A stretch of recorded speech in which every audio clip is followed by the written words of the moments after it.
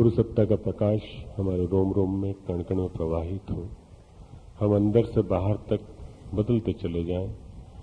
सूर्य का तेज हमारे अंदर के जितने भी कषाय कल्मश हैं उनको नष्ट करने में हमारे पुरुषार्थ को मदद करें। गायत्री मंत्र एक साथ। ओम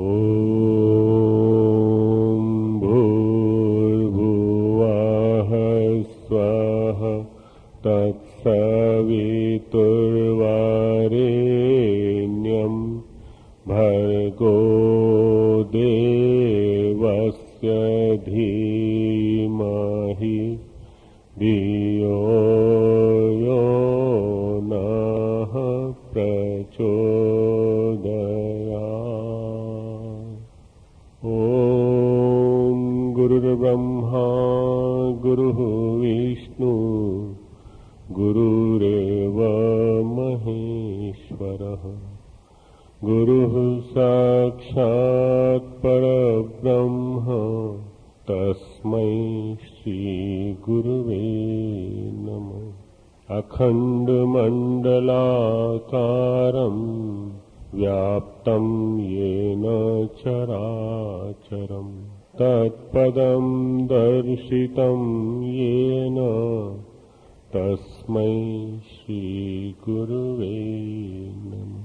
मातृवत् लालयित्री च पितृवत् मार्गदर्शिका नमोस्तु गुरुसत्तायै श्रद्धा प्रज्ञायुता चया श्रद्धा प्रज्ञायुता चया।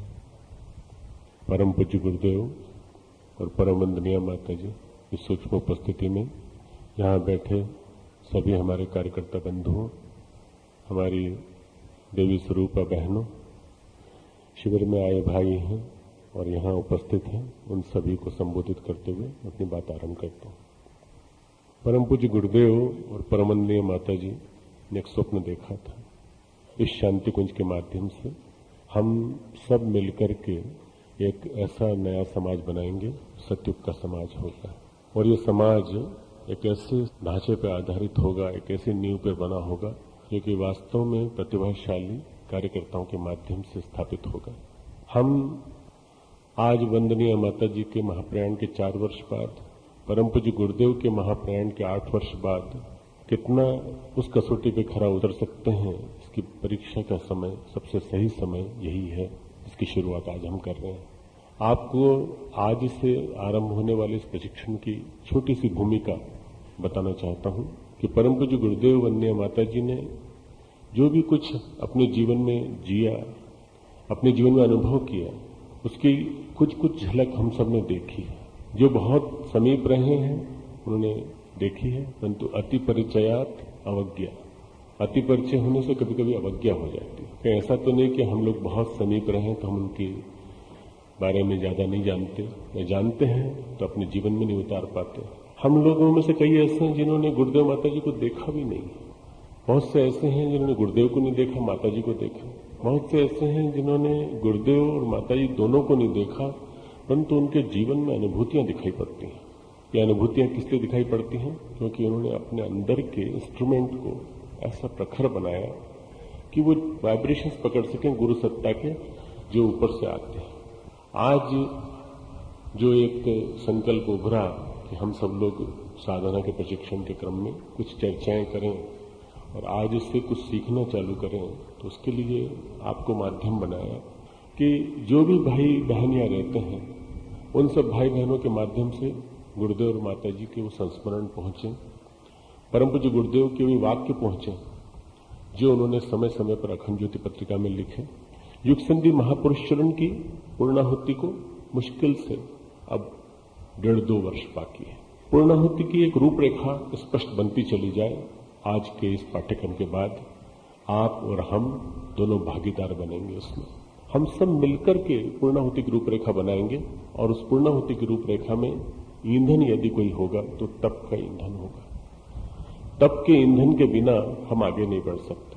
हमारे इस प्रवचन श्रृंखला में 5 प्रमुख विषय मैं लूंगा आपके।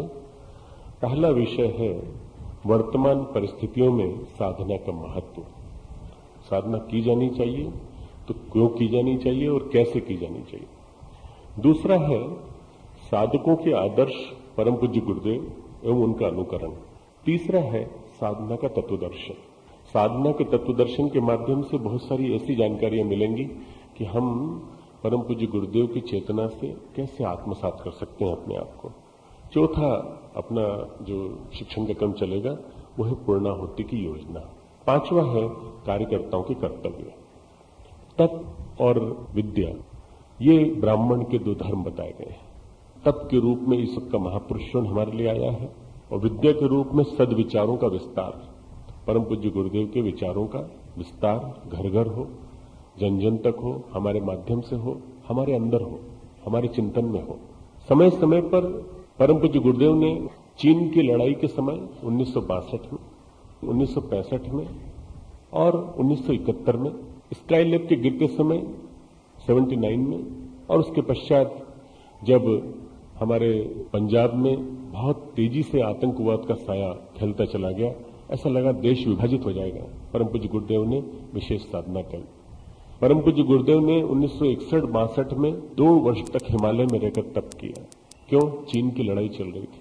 उस समय परम पूज्य गुरुदेव का तप विशेष उद्देश्यों के लिए था और वो विशेष उद्देश्यों का लक्ष्य पूरा करने के बाद परम पूज्य गुरुदेव ने सब लोगों को युग निर्माण योजना दी और ये कहा भारत के लिए अब ये नवोन्मेष का समय है, भारत के लिए विशेष समय है और हम सबको अपने आप को तैयार करना चाहिए।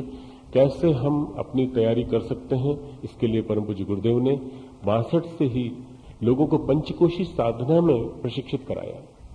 अगर आप 63, 64, 65 की अखंड ज्योति उठाएंगे तो आपको पंचकोशी साधना के बड़े तात्विक रहस्य और उसमें बड़े अच्छे मर्म स्पर्शी आपको दृष्टांत मिलेंगे, जो मैं आपको अपनी व्याख्यान माला में अगले 3-4 दिन के अंदर बताऊंगा। परम पूज्य गुरुदेव ने 65 में महाकाल और उसका प्रत्यावर्तन प्रक्रिया का शुभारंभ किया।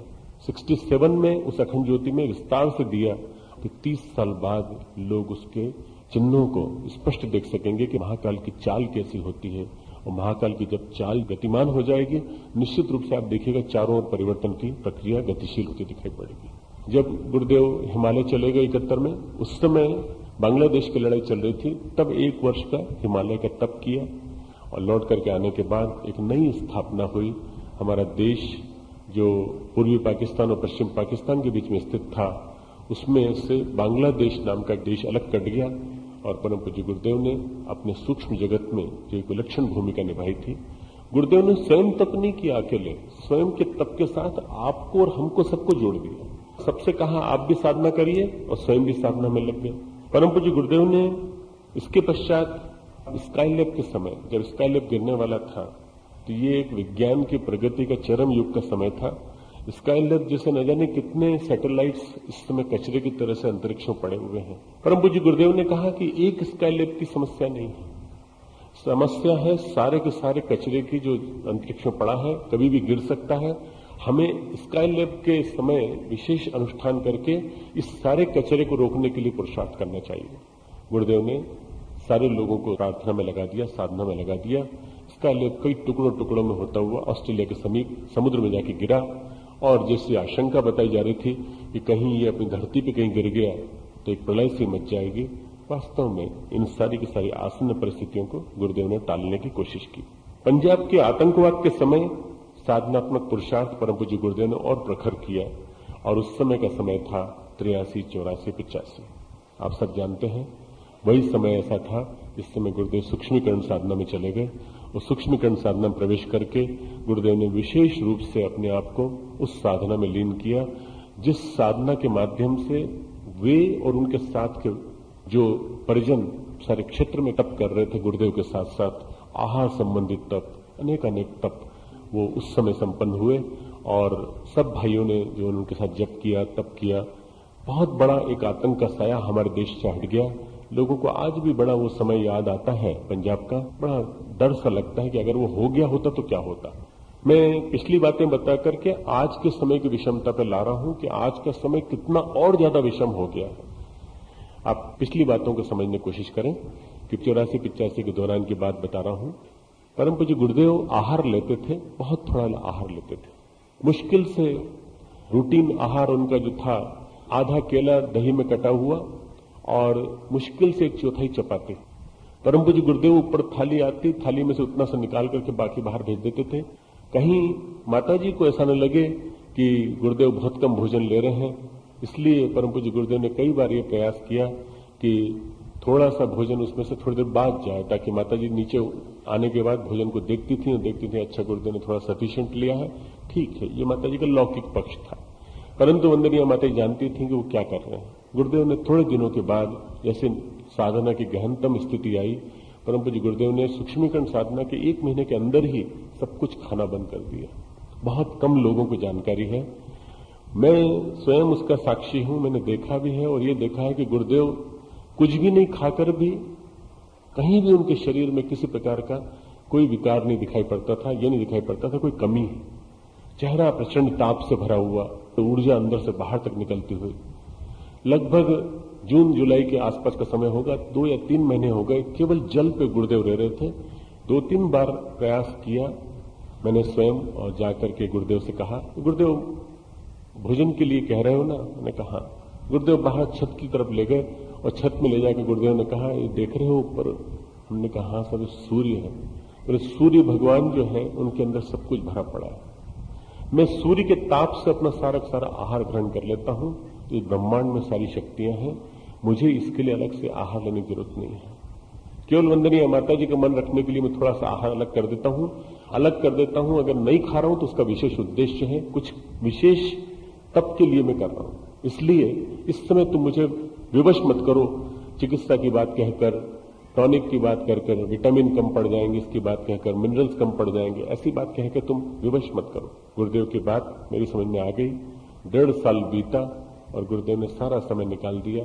बहुत कम लोग जानते हैं कि गुरुदेव ने बिना आहार के केवल जल पर रहकर न्यूनतम जो भी कुछ हो सकता है वंदनीय माता जी का मन रखने के लिए, अगर छोटा सा टुकड़ा अलग से निकाल लिया तो निकाल लिया, नहीं तो वो भी नहीं।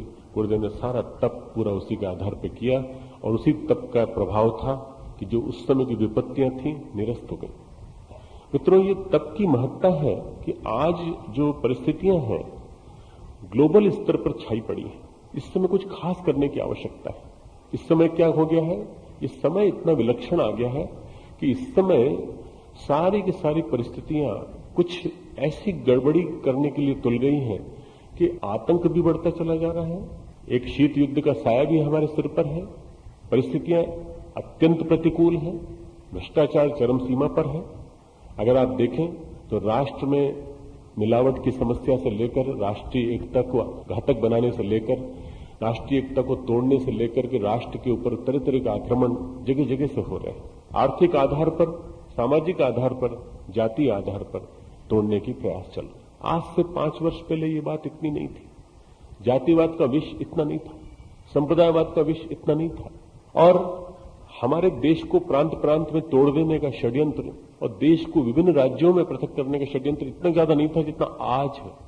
भारत अपने आप में एक स्वयंभू राष्ट्र था, राष्ट्र है, परंतु आज जितना बड़ा संकट है उतना बड़ा संकट कभी पहले नहीं रहा। इसलिए युग संधि महापुरुष शिरण का गुरुदेव ने इसको पराकाष्ठा वाला समय बताया। 1988 के अक्टूबर की अखंड ज्योति के 2 दृष्टांत में देना चाहता हूं जो गुरुदेव ने लिखा है। विश्व इतिहास में अद्भुत एवं अभूतपूर्व स्तर का समय आ रहा है। एक ओर महाविनाशी प्रलयंकर तूफान की प्रचंडता दिखाई पड़ेगी, दूसरी ओर सतयुगी नव निर्माण की उमंगें दिखाई पड़ेगी। इसी का नाम युग संधि है। हम युग संधि का समय 1988, 1989 से 2000 तक का मानते हैं। परम पूज्य गुरुदेव ने लिखा है उसी पत्रिका में पृष्ठ 60 पर, सितंबर 1988 की, 20वीं सदी का अंत और 21वीं सदी का प्रारंभ युग संधि का ऐसा अवसर है जिसे अभूतपूर्व कहा जा सकता है। शायद भविष्य में इसकी पुनरावृत्ति आने वाले अनेक वर्षों तक कभी न हो। साथ मरने, साथ जीने जैसा माहौल बनता चला जा रहा है। इसलिए समस्याओं और समाधानों की खोज नए किंतु व्यापक दृष्टि से करनी पड़ेगी। बहुत विपरीत समय है, प्रतिकूल समय है। परम पूज्य गुरुदेव ने उसी के आगे लिखा, विषम परिस्थितियों में ही विनाश का दमन और विकास का अभ्युदय करने के लिए महाकाल की चेतना अवतरित होती रही है और संकटों को टालती रही है। ये जो मैं आपसे कह रहा हूं ये कोई नई बातें नहीं है। आप सब जानते हैं संधि काल की विषम बेला, पर संधि काल की विषम बेला में 89, 90, 91, 92, 93, 94, 95, 96, 97, 98 पूरा होने को आ रहा है। अब क्या रह गया? 99 और 2000। क्या ये 2 वर्ष आराम से कट जाएंगे? एक एक दिन भारी पड़ेगा भाइयों, एक एक दिन भारी पड़ेगा। हम सबके लिए, सारे विश्व मानव के लिए बड़ी विपत्ति का समय, और ऐसे विपत्ति के समय में हम लोगों को क्या करना चाहिए? हमको तप का पुरुषार्थ करना चाहिए, तप का पुरुषार्थ। परम पूज्य गुरुदेव ने लिखा है, कुसमय का अंत होते होते कहर बरसेगा, कहर बरसेगा। पृष्ठ 51 नवंबर 1988 के अखंड ज्योति में परम पूज्य गुरुदेव ने लिखा है, इस कुसमय का अंत होते होते कहर बरसेगा। भ्रष्ट चिंतन और दुष्ट आचरण के कारण जो अनर्थ उपजे हैं उन्हें कोई दावानल भस्मसात कर दे। ऐसा समय असाधारण रूप से कष्टकारक भी हो सकता है, विपत्तियां बढ़ सकती हैं। मैंने आपको डराने के लिए विवरण नहीं बताया, डराने की क्या बात करना। आप सब जानते हैं परिस्थितियां कितनी विपन्न हैं, और सभी के मन में है कि इन परिस्थितियों को ठीक होना चाहिए, पर रातों रात तो ठीक नहीं होंगी। ये जो समय है 2, सवा 2, 2.5 साल का समय, ये समय इतना विलक्षण है कि इस समय को समझना बहुत ज्यादा जरूरी है हम सबके लिए। यदि हम इस समय को समझ गए और इस समय के एक एक दिन को समझ गए तो हम इस समय का सदुपयोग कर सकेंगे, सुनियोजन कर सकेंगे। और परम पूज्य गुरुदेव ने जो कहा था कि ग्लोबल स्तर पर जो तनाव छाया पड़ा है, पूरे वैश्विक स्तर पर जो तनाव छाया पड़ा है, इस समय कुछ खास करने की आवश्यकता है। श्री अरविंद ने विशेष तपश्चर्या की, और उस विशेष तपश्चर्या के सहारे अकेले अपने विचारों की शक्ति से पूरे के पूरे ब्रिटिश साम्राज्य को हिलाकर रख दिया। आप जानते हैं कि श्री अरविंद का तप उन दिनों संभव हुआ जब पांडिचेरी में बैठे हुए थे, और बैठ करके उन्होंने 30, 35, 40 साल तक बराबर तप किया। और उस 40 साल की तप की अवधि के दौरान वो कहीं बाहर नहीं गए, कहीं प्रवचन नहीं दिया, उन्होंने कहीं नहीं कुछ किया, बस अपने ही साथियों में बातचीत करते थे। तो उनका एक ही उद्देश्य था कि किसी भी तरह से ऐसी जो विपत्तियां आ रही हैं इस समय राष्ट्र के ऊपर, ये विपत्तियां किसी तरह से बाहर जाए।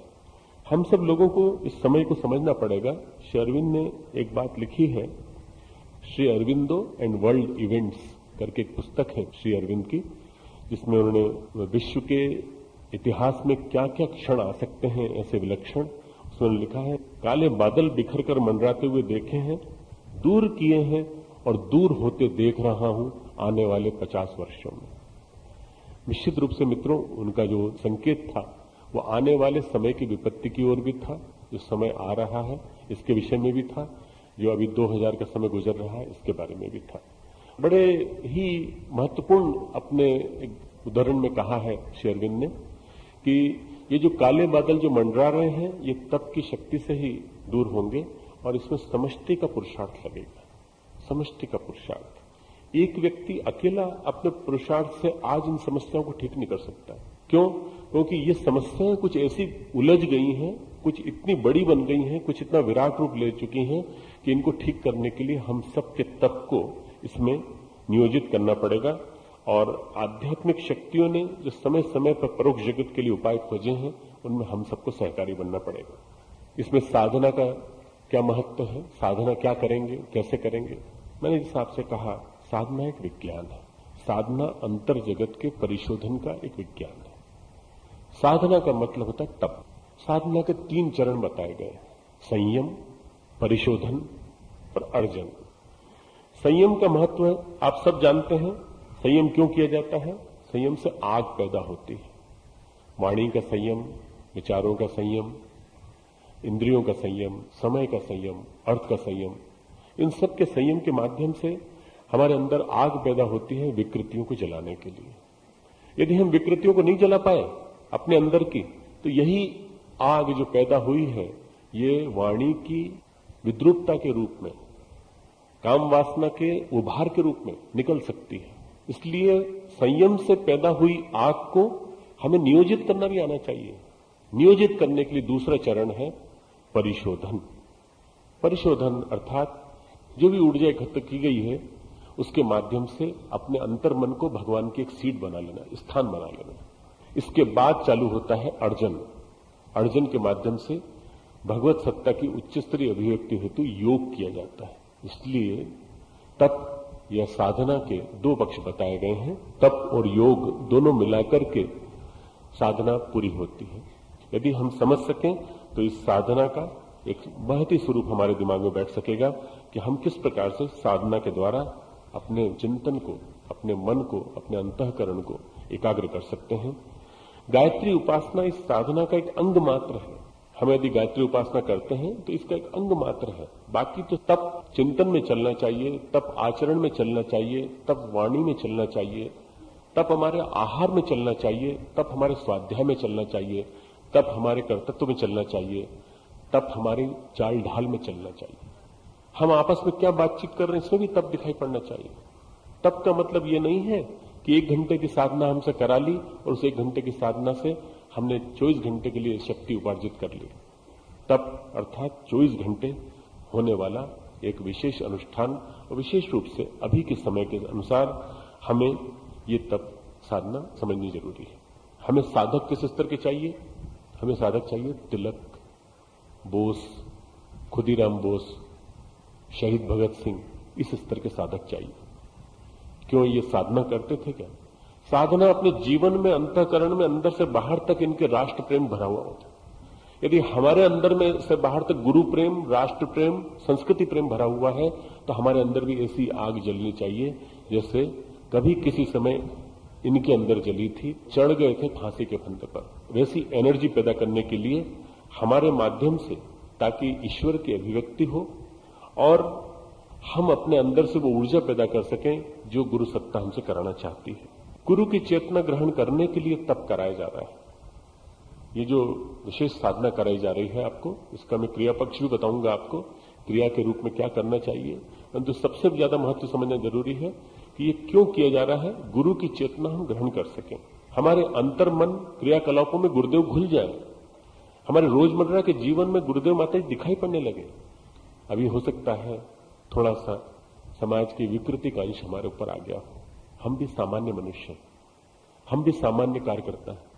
हमारे अंदर भी वही वैश्विक मन का एक हिस्सा है, हमारे अंदर भी बायोलॉजिकल माइंड है, हमारे अंदर भी साइकोलॉजिकल माइंड है, हमारे अंदर भी एक जैविक मन है, हमारे अंदर एक मनोवैज्ञानिक मन है जो साइकोलॉजिकल बीइंग के रूप में यहां ऊपर दिखाई पड़ता है और बायोलॉजिकल मन के रूप में अंदर पेट में दिखाई पड़ता है। हो सकता है हम एक सामान्य व्यक्ति के रूप में अपना चिंतन काम वासनाओं में और 50 तरह की चीजों में घुमाते रहते हो। अपना पेट उदर पूर्णा के लिए हम दुनिया भर की चीजों में अपनी वासना को लगाते हो, स्वाद में लगाते हो सकता है हम सामान्य व्यक्ति के रूप में जी रहे हो, असामान्य के रूप में आए थे, परंतु समष्टिगत प्रभाव के कारण हो सकता है हम असामान्य जीवन नहीं जी पा रहे, हम सामान्य जीवन जी रहे। हम कैसे उस सामान्यता को असामान्यता में बदलें?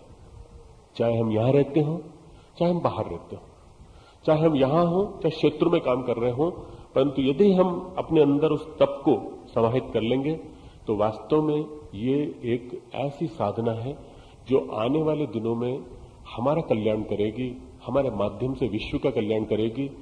मान लीजिए हम विश्व के कल्याण के लिए यहां न रह पाए, मान लीजिए हम किसी तरह से अपने लिए स्वार्थ में ही निरत हो गए, कुछ काम न कर पाए, तो मैं आपको विश्वास दिलाता हूं ये आपका कल्याण कर देगी। जहां कहीं भी रहेंगे आपका भौतिक दृष्टि से अभ्युदय होगा, आध्यात्मिक दृष्टि से अभ्युदय होगा। भले ही आपका समष्टिगत मन में भाग न लग पाए, कोई बात नहीं, परंतु यदि आप यहां हैं तो और क्षेत्र में काम कर रहे हैं तो, यदि परम पूज्य गुरुदेव के काम के साथ जुड़े हैं तो आप उस गोवर्धन में एक लाठी लगाने वाले एक जरूर बन जाएंगे। एक अकेले के तप से नहीं, समष्टि की साधना से ही एक गोवर्धन उठाया जा सकता है।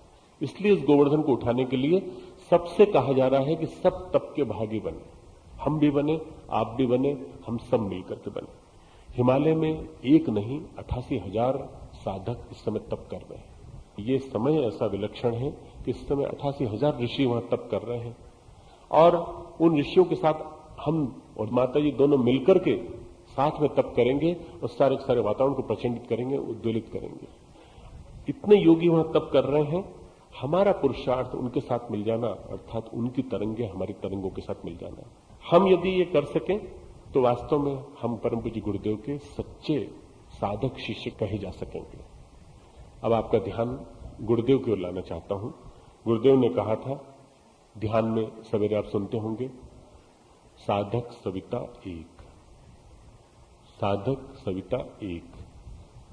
सविता उपास्य, साधक ईंधन के रूप में है। आग ईंधन एक, सविता साधक एक। समर्पण, विसर्जन, विलय। क्यों कहते थे बार बार गुरुदेव? गुरुदेव ने कहा है, हमने स्वयं को सूर्य में समाहित कर दिया। तो अगर आप गुरुदेव के साथ घुलना मिलना चाहते हैं तो आपको वही ध्यान करना पड़ेगा। साधक सविता एक, गुरु शिष्य एक, हम और गुरुदेव एक, हम दोनों की चेतना एक। इस स्तर पर यदि हम सोचने लगेंगे तो सूर्य का ध्यान हमारे रोजमर्रा के कण कण में, जीवन में आ जाएगा। हमारे रोज का समय जो साधना का गुजरेगा, हर साधना में सूर्य का महत्वपूर्ण स्थान। सूर्य सविता परम पूज्य गुरुदेव के साथ मिलकर के एकाकार हो गए। उसी को गीत रूप में हमारी श्रद्धेय माया जी ने प्रस्तुत किया था, हे सविता देवता संदेशा गुरुदेव को दे देना। सविता देवता और गुरुदेव एकाकार हो गए, और एकाकार होने के बाद हम जब ध्यान करते हैं सूर्य का, तो हम गुरुदेव का ध्यान करते हैं। हम जब गुरुदेव का ध्यान करते हैं तो हम सूर्य का ध्यान करते हैं। हम जो दोनों का ध्यान करते हैं तो हम अपने ध्यान को मल्टीप्लाई कर देते हैं। साधक सविता एक, सूर्य का ध्यान, सूर्य का उपवास।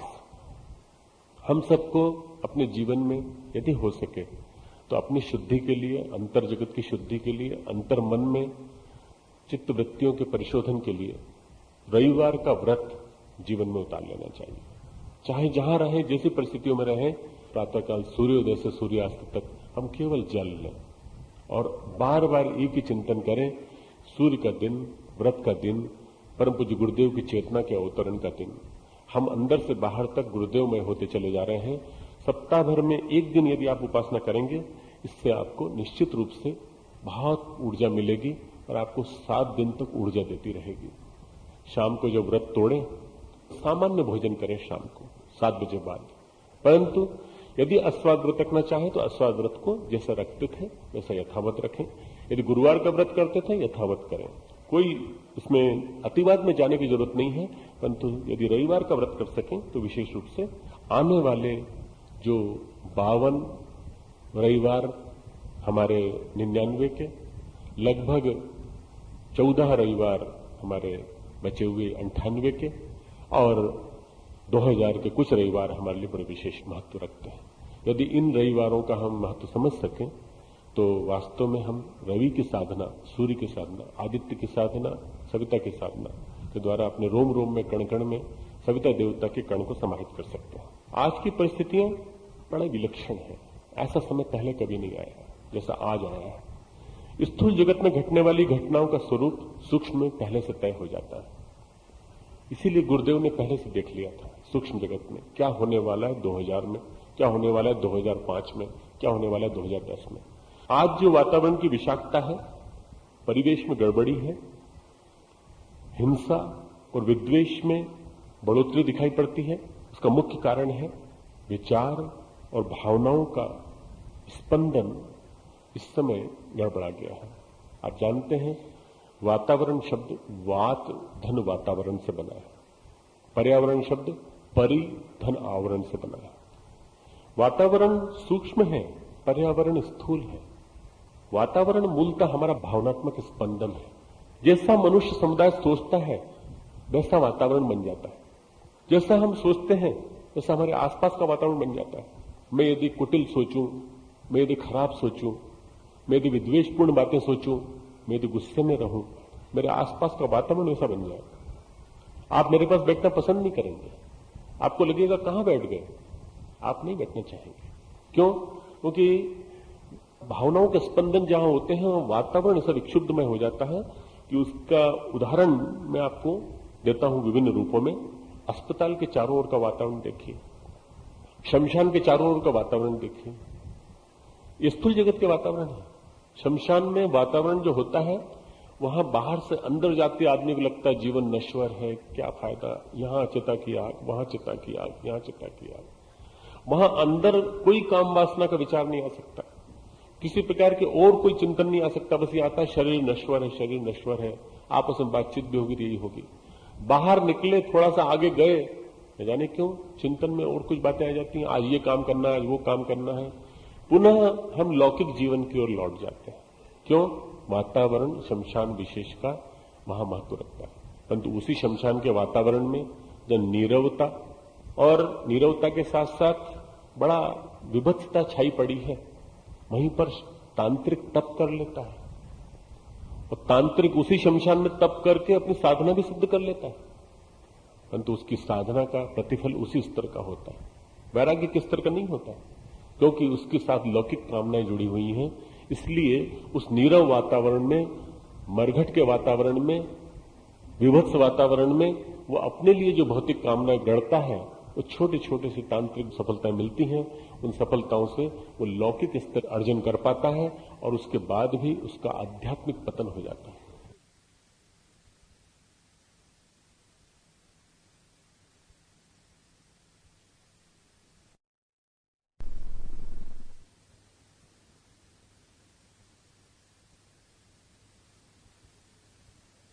ये जो वातावरण है इनका अपने आप में महत्व है।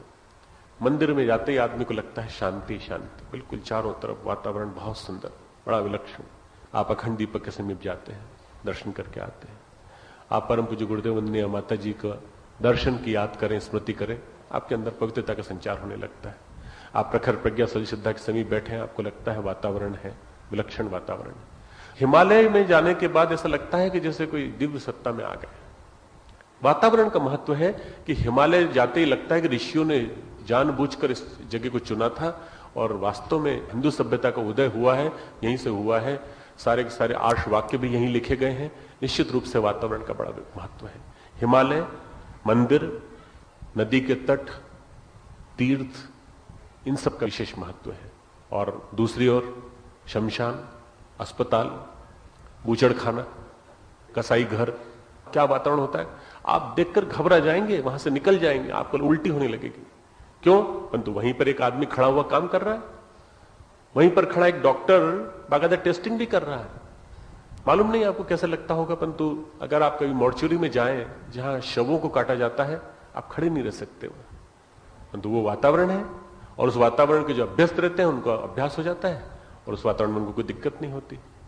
आपको वातावरण का महत्व समझना पड़ेगा कि गुरुदेव ने यहां का वातावरण क्यों ऐसा बनाया। परम पूज्य गुरुदेव कहते थे, जहां दक्षिणावर्ती बेल होती है वहां भूचुंबकीय तरंगें विशेष होती हैं।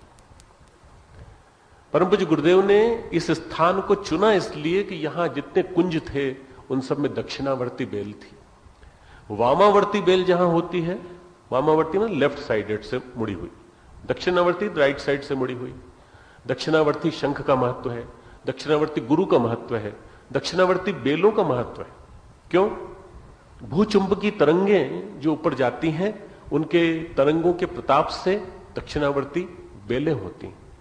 ऋषि मुनि जब यात्रा पे निकला करते थे तो वृक्ष देखा करते थे, वृक्ष पे बेलें कैसी लिपटी हुई हैं, किस दिशा में लिपटी हुई हैं।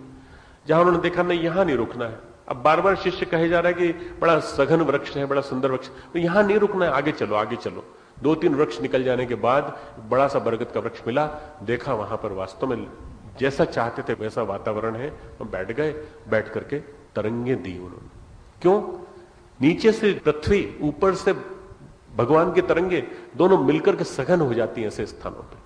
शांति कुंज का वातावरण विशेष रूप से आप मान करके चलिए, परम पूज्य गुरुदेव ने सोच समझ करके चुन करके स्थान बनाया है, क्योंकि यहां भूचुंबकीय तरंगे सबसे ज्यादा है। चुंबकीय तूफान जहां पे आना चाहिए और जिसके माध्यम से साधना तुरंत सफल हो जाए, यहां साधना करके जाने वाले व्यक्तियों को विशेष उपलब्धियां होती हैं। शत्रु में जाकर के रुके हुए काम पूरे हो जाते हैं। कोई भी बात उनको करनी हो, यहां लिख भर देते हैं तो यहां के तप के आधार पर पूरे हो जाते हैं। इस तप की महत्ता को समझिए आप। परम पूज्य गुरुदेव ने इस वातावरण को चुना, यहां का वातावरण बनाया। वातावरण बना बनाया मिलता है और बनाकर पकाया भी जाता है। परम पूज्य गुरुदेव ने जब 1967-68 में स्थान ढूंढा, खोजा, तो यहां पर कीचड़ ही कीचड़ था। बस एक बेल एक वृक्ष पर चढ़ी हुई थी, उसको देख करके उन्होंने चुन लिया। उन्होंने कहा यही वो वातावरण है, यही वो स्थान है और यही वो गंगा की धार बह रही है, जो धार विश्वामित्र के आश्रम के समय बहा करती थी, यही वो गंगा की लहरें हैं। बस उन्होंने गंगा की उस एक धारा को चुना, विश्वामित्र ऋषि की तपश्चर्या स्थली को चुना, गायत्री के तप के लिए इसी स्थान को चुना और भूचुंब की तरंगों का सघन केंद्र देखा कि दक्षिणावर्ती बेल यहीं लिपटी हुई दिखाई पड़ती है। पृथ्वी का चुंबकत्व ऐसे स्थानों पर सघन होता है, साधना यहां की जाए सफल होती है। कौन सी साधना? जिसमें अंदर से बाहर तक परिशोधन, परिमार्जन और अर्जन साथ होता चले। गुरुदेव ने कहा कि आज के वातावरण के परिष्कार की प्रक्रिया वातावरण परिशोधन से दूर होगी और हमें ऐसे कामों के लिए जागृत आत्माएं चाहिए। हम सब यहां आए तो हम सब आए विशेष उद्देश्य के लिए। हम में से कुछ न जाने कितने जन्मों से गुरुदेव के साथ जुड़े हैं, कुछ पिछले जन्मों में जुड़े, कुछ हो सकता है इस जन्म में आके जुड़े हों, परंतु यदि जुड़े हैं तो विशेष महत्व के कारण जुड़े हैं और विशेष संबंधों के नाते जुड़े हैं। गुरुदेव ने कहा कि जैसे बुद्ध का आंदोलन था, स्वतंत्रता संग्राम था, हमारा मिशन भी उसी स्तर का नहीं बल्कि उससे कई गुना बड़े स्तर का आंदोलन है। ये आंदोलन, इसको आप छोटा आंदोलन मत समझिएगा। गांधी जी का जो स्वतंत्रता संग्राम का आंदोलन था, राम का जो आंदोलन था, कृष्ण का जो आंदोलन था, उससे कम से कम 100 गुना बड़ा आंदोलन आपका ये मिशन लेकर के आया है। आप उसकी महत्ता को समझिएगा कि किस महत्व के काम के लिए हम लोग यहां आए। प्रसन्न मन में, शांत मन में, प्रफुल्लित मन में, तपस्वी मन में गुरु चेतना जल्दी आती है। हम वो प्रसन्न मन नहीं रख पा रहे हैं, इसलिए हम गुरु चेतना को स्वीकार नहीं कर पा रहे हैं। गुरुदेव की चेतना आती है, वापस चली जाती है। गुरुदेव की तरंगें आती हैं, वापस चली जाती हैं। यदि हम प्रसन्न मन रख सकें, अपने अंतर जगत को वास्तव में वैसा बना सकें, प्रचंड बना सकें, तो सूक्ष्म के तारों से हम अपने आप को जोड़ सकते हैं। लौकिक से परे हटकर यदि हम सूक्ष्म से जोड़ें तो गुरु सत्ता के कार्य से जुड़ सकते हैं। हमारी अंतः प्रकृति वातावरण की विषाक्तता को दूर करने के लिए तैयार होनी चाहिए। जैसा मैंने कहा, वातावरण बनाया भी जाता है, बना बनाया भी मिलता है। हमें बना बनाया मिला और वातावरण बनाने के लिए हमें रोज तप करना भी पड़ेगा। क्यों? क्योंकि हम लोगों को विशिष्ट भूमिका सौंपी गई है इस खास समय में। इस समय सारे विश्व भर का वातावरण विषाक्त है। जहां कहीं भी देख लीजिए आप, मौसम की प्रतिकूलता, विद्रूपता, चिंतन में विद्रूपता, स्टेटमेंट को दे रहा है तो गड़बड़। जहां देखिए राष्ट्रीय स्तर पर, सामाजिक स्तर पर कहीं कोई मनीषी प्रकाश स्तंभ स्तर का नहीं दिखाई पड़ता। क्यों? मनीषियों का अकाल है, भयंकर अकाल।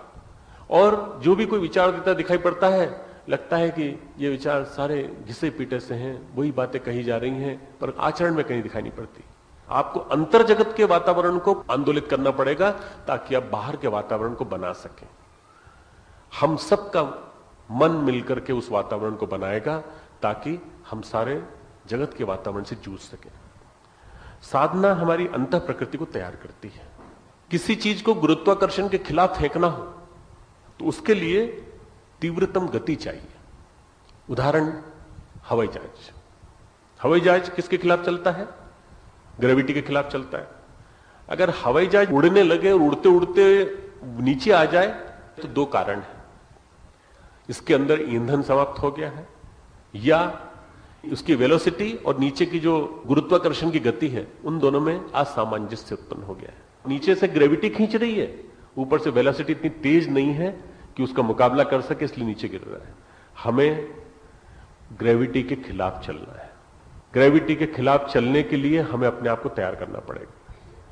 एंटी ग्रेविटी फेंकने के लिए वेलोसिटी तीव्रतम होनी चाहिए, या ऊपर उड़ना है तो ग्रेविटी से संतुलन बिठा के चलना पड़ेगा।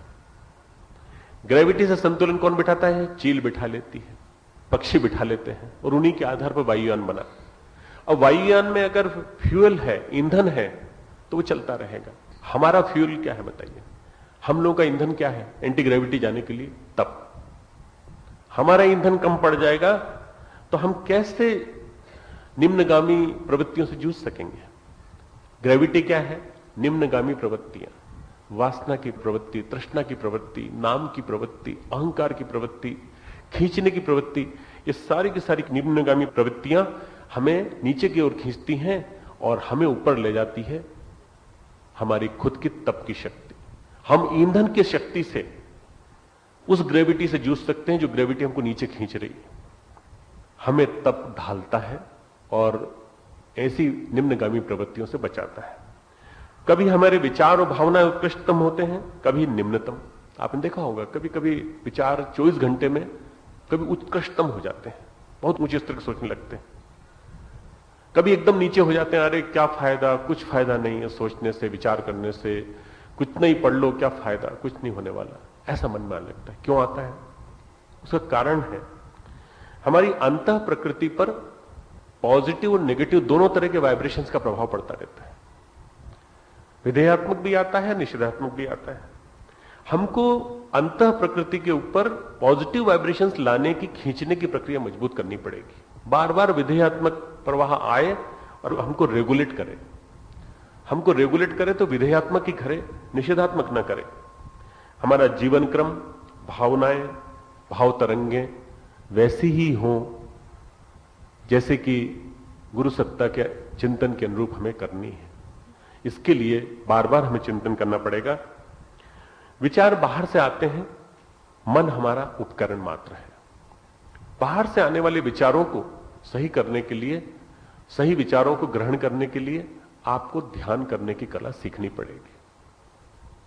ध्यान तो सभी लोग करते हैं, तो मन कितनों का लगता है? विचार आते हैं, बार बार भटका देते हैं। विचार आते हैं, ट्यूनिंग नहीं हो पाती। विचार आते हैं, ट्रांजिस्टर हमारा गड़बड़ाया हुआ है, इस गड़बड़ाए हुए ट्रांजिस्टर को ठीक करना पड़ेगा। बुरे विचार बाहर से आएंगे तो हमारी चेतना वैसा ही रिसीव करेगी, अच्छे विचार आएंगे तो हमारी चेतना वैसा रिसीव करेगी। हमें क्या करना है? बुरे विचारों से बचकर अच्छे विचारों का आमंत्रित करने की कला सीखनी, इसी का नाम साधना है। अंतरंग को मजबूत बनाना ताकि वातावरण जो आसपास का है उससे हम स्वयं को श्रेष्ठ बना सकें। परम पूज्य गुरुदेव वातावरण तपहपूत बना गए हैं, परंतु हम उस वातावरण में से उन तरंगों को नहीं ले पा रहे हैं जिन तरंगों को हमें लेना चाहिए। समय समय पर उसको मजबूत करने की जरूरत है। बैटरी को जैसे चार्जिंग किया जाता है, ऐसे एनर्जाइज करने की जरूरत है। हमने अपने पिछले जीवन को कभी देखा नहीं, परंतु यदि हमारा चित्त उसमें पड़े संस्कारों को देख सके तो पता चलेगा कि हमारा पिछला जीवन क्या रहा है। चित्त शुद्धि से हम अपने आप को परिष्कृत बनाते हैं। चित्त शुद्धि से हम अपने पिछले जीवन के कर्मों को भी सही बनाते हैं।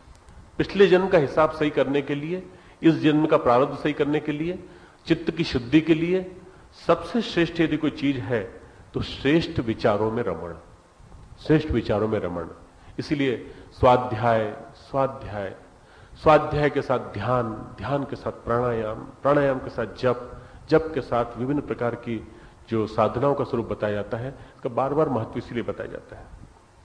एक व्यक्ति तामसिक होता है, वो क्या सोचता है? कुछ नहीं, फायदा नहीं, क्या क्या होगा कुछ करने से। दूसरा व्यक्ति राजसिक होता है, वो क्या करता है? वो कहता है कि मैं फल की आकांक्षा के लिए काम करूंगा, मुझे ये मिलेगा तो मैं काम करूंगा। काम जरूर करता है, ऐसा नहीं काम नहीं करता हूं। सारे के सारे जितने भी व्यक्ति निष्क्रिय बैठे हैं अफ्रीका में, कुछ काम नहीं कर पा रहे, वो जड़ चेतना में जी रहे हैं, तामसिक चेतना में जी रहे हैं। जो व्यक्ति यूरोप में उत्तरोत्तर प्रगति करते चले गए, अमेरिका में उत्तरोत्तर प्रगति करते चले गए, जापान में प्रगति करते चले गए, वो राजसिक चेतना में जी रहे हैं। तीसरा व्यक्ति भगवान को अर्घ्य देने के निमित्त उनके लिए कुछ करने की उमंग मन में उठा करके जीता है। भारत की चेतना सात्विक स्तर की चेतना है। भगवान ने कुछ ऐसा विधान ही बनाया है कि यहां की चेतना में राजसिक तामसिक है ही नहीं। जो भी कुछ दिखाई पड़ता है थोड़ा सा घालमेल दिखाई पड़ता है। घालमेल अर्थात कुछ डिसोल्यूशन, कुछ मिलावट। इस मिलावट को दूर करके ठीक करने में ज्यादा देर नहीं लगेगी, बहुत ज्यादा समय की बात नहीं है, थोड़े दिन में हो जाएगा। परंतु इसके लिए विशेष समय आया है, ये 2.5 वर्ष का।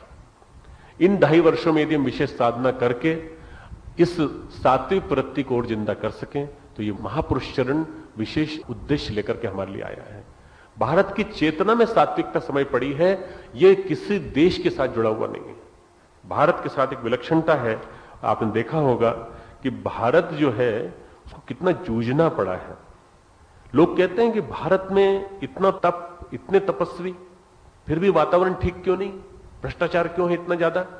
भारत की अस्मिता, भारत की अक्षुण्णता अपने स्थान पर बनी हुई है।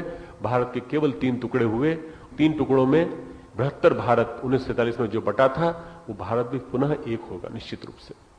भारत का जो पूरा के पूरा स्वरूप है, हिमालय से लेकर नीचे तक और अफगानिस्तान से लेकर बर्मा तक, ये सारा का सारा स्वरूप पुनः जीवित होने के लिए हम सबको निमित्त बनाया गया है। और यदि इस महापुरुष ऋण के पश्चात हम ऐसी संभावनाएं उमड़ती देखते हैं तो वास्तव में यह सहज रूप से सही होने वाली प्रक्रिया है, इसमें कोई भी गलत नहीं है। भारत का अस्तित्व बना रहे इसीलिए हमारा प्रयास है। भारत के अस्तित्व को बनाए रखने के लिए इतना बड़ा युग संधि महापुरुष ऋण स्तर का अनुष्ठान विश्व के इतिहास में इतना बड़ा पुरुष ऋण किसी ने नहीं किया होगा, जिसमें इतने करोड़ व्यक्ति एक साथ भागीदारी कर रहे हो। आज इसको गति देने का मतलब क्या है? क्योंकि अब अंतिम समय आ गया है 2-2.5 वर्ष का। इन 2-2.5 वर्षों में यदि हमने अपना पुरुषार्थ सही मायनों में समझ लिया, हमने स्वयं कर लिया, औरों से करवा लिया, तो आप मान करके चलिए जितने अधिक साधक इस साधना वर्ष में हम सहभागी बनाएंगे, उन सब की साधना का पुण्य हमें मिलेगा। उनकी साधना का पुण्य उनको तो मिलेगा ही, पर हमको मल्टीप्लाइड बाय उतने की साधना का मिलेगा। इसलिए इस समय विशेष में विशेष कार्य करना हम लोगों का काम है। यह ऋषियों की कृपा है, कितने झंझावात सहने के बावजूद भारत टिका हुआ है। इंग्लैंड में कई बार लोगों ने कहा क्या फायदा भारत में जाने से, इतने सारे घोटाले पड़े हुए हैं, ये पड़ा हुआ है, पड़ा हुआ है। तो मैंने कहा आप लोग पलायनवाद की बात करते हैं, ये क्रांति कुंज है। कई लोग शांति की बात सोचते हैं। यहां पे शांति 2001 के बाद ही मिलेगी। 2000 के पहले हम लोगों को बहुत ही ज्यादा सक्रिय होकर के, सक्रियता के साथ अपने अंतःचेतना को हिलाते हुए और अपने आप को तपस्वी बना करके जूझना पड़ेगा। भारत की मनोवृत्ति सात्विक है। यही सात्विक तरंगें जो तीसरे व्यक्ति में होती हैं, सात्विक मनोभूमि में ईश्वरत्व, उल्लास, विधेयात्मक चिंतन, पॉजिटिविज्म होता है। कुछ करने की उमंगें रहती हैं, विपरीतताओं में, प्रतिकूलताओं में भी कुछ कर दिखाने का साहस रहता है। वो सात्विकता यदि हमारे अंदर हो तो हम बाहर फैली विषाक्तता से जूझ सकते हैं। चिकित्सक की डिग्री बड़ी होती है, शिक्षक बड़े स्तर का ही छोटे स्तर के शिक्षक को पढ़ा सकता है। नहीं साहब हम तो उसी स्तर के रहेंगे, उसी स्तर का इलाज करेंगे। नहीं, आपको चिकित्सक स्तर का बनना पड़ेगा, तब आप इलाज कर पाएंगे। बाहर जो विषाक्तता फैली है उससे जूझना है तो आपको भी उसी स्तर का पुरुषार्थ करना पड़ेगा। कबीर, तुकाराम, नानक एक दिया बनकर जले थे और उस समय की परिस्थितियों को उन्होंने ठीक किया था। क्या हम भी कर सकते हैं? साधना अंतः प्रकृति का मंथन करने के पश्चात निकला हुआ नवनीत जो होता है, उसका सुनियोजन करने की प्रक्रिया है। साधना केवल यहां तक नहीं टिकी हुई है कि अंतः प्रकृति हमारी हिल जाए, आंदोलित हो जाए। मंथन होने के बाद जो नवनीत निकलता है उसका सुनियोजन कर सके हम और सही दिशा में लगा सकें। आज इसी की सर्वाधिक आवश्यकता है। इसीलिए आपको हम इस साधना की पृष्ठभूमि बता रहे हैं कि इस समय जो साधना का महत्व है वो कितना महत्वपूर्ण है। पूज्यवर ने लिखा है कि 2000 तक सूक्ष्म वातावरण कलुषित रहेगा। 2000 तक वातावरण कलुषित रहेगा। साधना ही हमें संकल्प शक्ति के माध्यम से सहारा देगी, तूफानों में दिया जलाने की सामर्थ्य देगी। यदि हम तूफानों में दिया जलाना चाहते हैं, तूफान में दिया हिलने न पाए, दिए की लो बुझने न पाए, दीप हूं जलता रहूंगा मैं प्रलय की आंधियों से अंत तक लड़ता रहूंगा, परम पूज्य गुरुदेव का वाक्य। दीप हूं जलता रहूंगा मैं प्रलय की आंधियों से अंत तक लड़ता रहूंगा। कितनी भी आंधी आए, कितने भी तूफान आए, हम तूफानों में दिया जलाने के साहस रखते हो, संकल्प शक्ति रखते हो, वो साधना हमको करनी पड़ेगी। और उसके लिए शरीर के कष्ट भी सहने पड़ सकते हैं, परंतु इससे सबसे बड़ा फायदा यह होगा संकल्प शक्ति निखर कर आगे आएगी। संकल्प शक्ति यदि निखर गई तो फिर कुछ भी नहीं बचता, फिर तो सब कुछ अपने आप होता चला जाएगा। संकल्प शक्ति को निखारने के लिए शरीर का तप, तितिक्षा जरूरी है, कष्ट सहना जरूरी है। हमारे अंदर जो कभी कभी आशंकाएं, कुशंकाएं आ जाती हैं, ऐसा नहीं होगा, ऐसा कब होगा, ऐसा कैसे होगा, ये एक प्रकार से ईश्वर पे अविश्वास है, एक प्रकार से गुरु सत्ता पे अविश्वास है। यदि अस्थिर मनोभूमि होगी तो वह केवल साधना से शांत हो सकती है। अस्थिरता की मनोभूमि, अस्तव्यस्तता की मनोभूमि को शांत करने के लिए हम वास्तव में साधना के माध्यम से अपने पड़ोसी कुटुंबियों के समक्ष एक उदाहरण रख सकेंगे कि हमने जो कुछ भी किया वो परम पूज्य गुरुदेव की विचार तरंगों के साथ जुड़ने के लिए किया, अपनी सात्विकता को बाहर परिलक्षित करने के लिए किया और गुरुदेव के समष्टि के लिए किए जा रहे प्रयासों में एक घटक बनने के लिए किया। हमारी साधना गुरुदेव के समष्टि के लिए किए जा रहे प्रयासों का एक घटक बन जाए, एक अंग बन जाए। साधक के रूप में अहंकारी बन जाए, हमारा नाम कहलाए कि हम विशिष्ट स्तर के साधक हैं, इन्हीं के साधना के बलबूते सारा परिवार टिका हुआ है, सारा मिशन टिका हुआ है। यह हमारी महत्वाकांक्षा नहीं होनी चाहिए। हमारी महत्वाकांक्षा क्या हो कि हम एक घटक बन जाए परम पूज्य गुरुदेव की साधना के। साधना में सबसे ज्यादा बाधक अहंकार होता है। लोगों को बड़ी चीज देखनी है, आपके अंतःकरण की गहराई देखनी है, आपके मन की बनावट देखनी है, आपके अंदर का तप देखना है, जो कि कपड़े क्या पहने उससे कोई फर्क नहीं पड़ता, आपके विचारों में दिखाई पड़ेगा, आपके शांत मन में दिखाई पड़ेगा, जिससे शांति पाकर के अनेक लोग आपके पास से जाएंगे। इसलिए हम में से हर व्यक्ति को वैसा बनना बहुत ज्यादा जरूरी है। परम पूज्य गुरुदेव ने कहा है, जब जब भी वातावरण खराब हुआ है, कोई भगवान का पार्षद इसको ठीक करने के लिए आता रहा है। हम भी इसी काम के लिए आए हैं। गुरुदेव ने लिखा है, हम आए नहीं है, हमें धकेला गया है। और गुरुदेव ने कहा, हमें धकेला गया है तो हमारे साथ साथ जितने लोग धकेले गए थे पिछले जन्मों में, हम उन सबको साथ लेकर के आए। आप और हम उसी स्तर के हैं मित्रों, पार्षद के स्तर के सह पार्षद, छोटे नहीं है। जब छोटा हम लोग बनने की कोशिश करते हैं तो धिक्कार अंदर से लगता है और ऊपर से गुरुदेव की भर्त्सना बरसती है, गुरुदेव का ताप बरसता है। गुरुदेव तो अवतार थे, परंतु उनके सहयोगी यदि घिसी पिटी जिंदगी जिएंगे तो कैसा लगेगा। सहयोगियों को सक्रिय जिंदगी जीना चाहिए, सक्रिय सहयोगियों की जिंदगी जीना चाहिए। सूक्ष्म जगत के वातावरण को शांत करने के लिए हम सबको सम्मिलित पुरुषार्थ करना चाहिए। उन ऋषियों के जिनके गुरुदेव प्रतिनिधि रहे, कार्य में हम क्या सहयोग दे सकते हैं। समय समय पर जो गुरुदेव साधना कराते रहे, उन साधनाओं के स्तर पर आज हम क्या कर सकते हैं। आज गुरुदेव तो नहीं है, पर गुरुदेव की बताई साधना तो है। आज 62 की लड़ाई तो नहीं है, तो 62 की लड़ाई से 100 गुना उत्पात तो है। सीमा पर बार बार आक्रमण हो रहा है। युद्ध थम गए क्या? युद्ध थमे नहीं है। विश्व भर में इस समय 2000 छिटपुट युद्ध पूरे विश्व भर में हो रहे हैं, चाहे वो अपहरण के रूप में हो रहे हो और चाहे वो बड़े स्तर पर सीमाओं पर आक्रमण के रूप में हो रहे हो। सियाचिन को जाने वाली सड़क बार बार टूटती है और हर 3 दिन में हमारे सिपाही फिर बना देते हैं, फिर टूटती है, गोलाबारी बराबर होती रहती है। भौगोलिक परिस्थितियां कुछ ऐसी हैं कि वो उस सड़क को बराबर तोड़ते रहते हैं ताकि हमारे सैनिक ना पहुंच पाए सियाचिन के ग्लेशियर पर, या सामान ना पहुंच पाए, राशन ना पहुंच पाए। क्या आप जानते हैं कि अफगानिस्तान में रहने वाला एक उग्रवादी सारे विश्व को तहस नहस करने की धमकी दे रहा है। बिन लादेन नाम का एक आदमी धमकी देता है, पूरे अमेरिका को नष्ट कर देंगे। इस समय जो परिस्थितियां हैं, सन 62 की लड़ाई के समय की परिस्थितियों से और सन 1947 के समय की परिस्थितियों से, आज से 100 साल पहले की परिस्थितियों से भी ज्यादा बड़ी खराब है। परिस्थितियों की विषमता को समझिए कि परिस्थितियां कितनी विषम है, समय कितना खराब चल रहा है। और इस खराब समय में जब चारों ओर नेगेटिव इमोशंस छाए पड़े हैं, जलती हुई बहुओं की हाहाकारें सुनाई पड़ती हैं, बलात्कार किए जा रहे हैं जिनके ऊपर उनकी हाहाकारें सुनाई पड़ती हैं, ये सारा का सारा वातावरण विषाक्त हो गया है। इस सारे वातावरण को विषाक्त करने के लिए पूर्णाहुति की तैयारी चल रही है। उस पूर्णाहुति की तैयारी का पहला सोपान आज हो रहा है, जिसमें हम आपको साधक बनने की बात कह रहे हैं और आपसे कह रहे हैं कि आप यदि उस साधना के एक अंग बन जाएंगे, आप ऐतिहासिक महापुरुष बन जाएंगे। यदि आप उस साधक की स्थिति में आज अपने आप को ले आएंगे, पुरुष चरण के पूर्णाहुति तक आपकी आध्यात्मिक स्थिति न जाने क्या से क्या होगी। क्या हम 2000 की पूर्णाहुति को उस पूरी तैयारी के साथ करके दिखा सकते हैं जिस तैयारी के साथ गुरुदेव ने कल्पना की थी।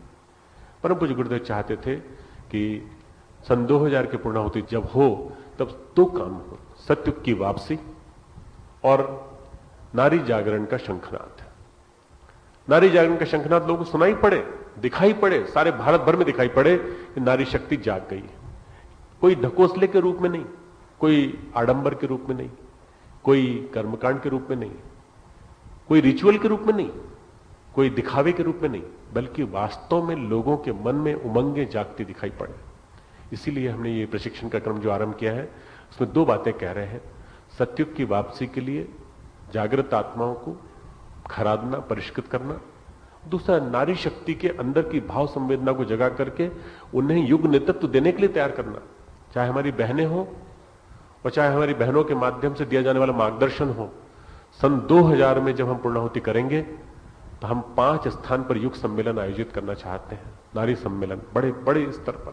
और उन नारी सम्मेलनों के माध्यम से हम लोगों को दिखा देंगे, तैयारी उसके भी से आरंभ कर रहे हैं, हम लोगों को दिखा सकेंगे कि नारी शक्ति पूरे के पूरे गायत्री परिवार के प्रतिनिधि बहनों के रूप में किस प्रकार से सारे तरफ, सारे विश्व में सक्रिय है। 70% कार्यकर्ता हमारी नारी शक्ति के रूप में है।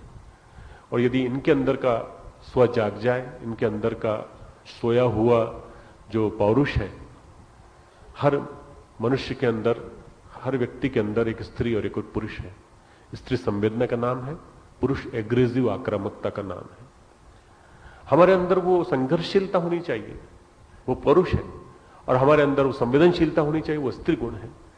हमारे अंदर की संवेदनशीलता थोड़ी सो गई है, हम सबके अंदर की। उस संवेदनशीलता को जगाना जरूरी है साधना के माध्यम से, और नारी शक्ति के अंदर का पौरुष जगाने की आवश्यकता है, ताकि वे जाग करके नेतृत्व दे सके सारे समाज को। बहुत सारा काम शांति कुंज का और आने वाले दिनों में फील्ड का बहनों को संभालना है। उसके लिए बहनों का भी प्रशिक्षण क्रम इस क्रम से आरंभ हुआ है। आज का जो विषय था समय की विषमता, और समय की विषमता के साथ साथ हम सबकी तैयारी, इसकी प्रारंभिक भूमिका मैंने बनाई है। आज के विषय को कल पुनः खोलेंगे थोड़ा विस्तार से। शांति पाठ। ओम द्यौ शांतिरंतरिक्षगुं शांति पृथ्वी शांति आपः शांति औषधयः शांति वनस्पतयः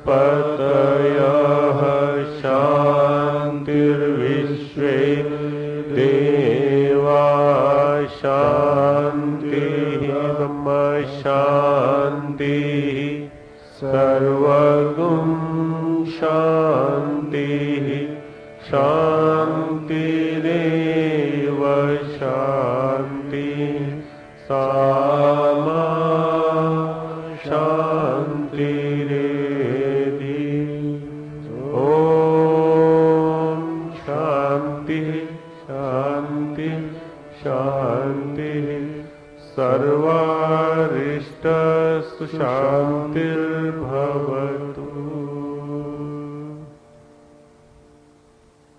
शांति कीजिए, शांति कीजिए, शांति कीजिए, शांति कीजिए।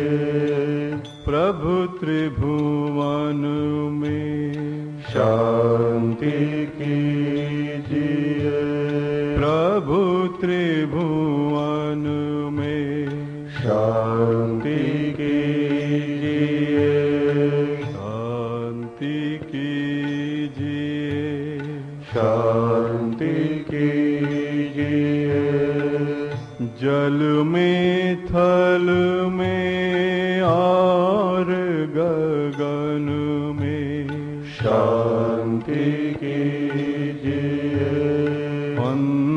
अंतरिक्ष में अग्नि पवन में शांति कीजिए, औषधि वनस्पति वन उपवन में शांति कीजिए, सकल विश्व के जड़ चेतन में शांति कीजिए, शांति कीजिए, शांति कीजिए।